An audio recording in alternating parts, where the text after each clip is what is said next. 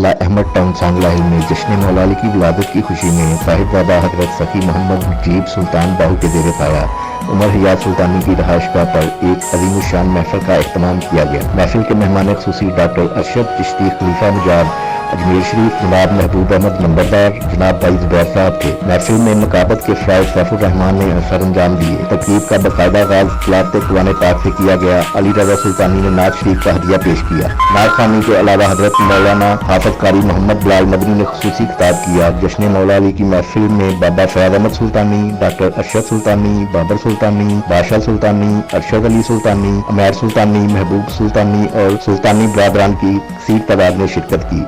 जश्न विलादत की खुशी में केक भी काटा गया और खुसूसी दुआ भी की गई।